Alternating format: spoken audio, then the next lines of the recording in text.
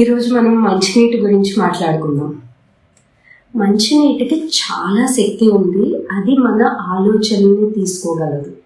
కాబట్టి ఇంట్లో మనం ఎక్కడైతే మంచినీళ్ళు పెడుతున్నామో దాని గురించి చాలా కేర్ తీసుకోవాలి.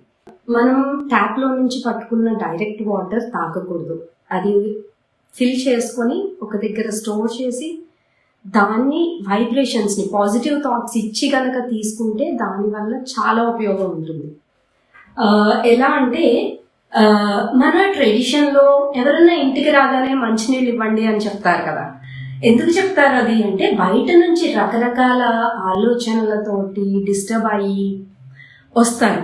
ఇంటికి రాగానే మనం ఒక మంచి థాట్తో వాళ్ళ ఆనందంగా ఉండాలి అనో ప్రశాంతంగా ఉండాలి అనో వెళ్ళి నవ్వుతూ మంచినీళ్ళు ఇస్తే మన పాజిటివ్ థాట్స్ ఆ నీటితో పాటు వాళ్ళ బాడీలోకి ఎంటర్ అయినప్పుడు వాళ్ళ హోల్ బాడీలో ఉన్న వాటర్ కంటెంట్, మన బాడీలో తెలుసు కదా ఎంత పర్సెంటేజ్ ఆఫ్ వాటర్ ఉంటుందో, మోర్ దాన్ 70% వాటర్.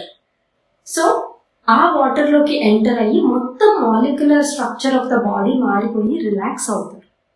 సో అందుకనే మంచి నీటి గురించి చాలా కేర్ తీసుకోవడం ఇంపార్టెంట్.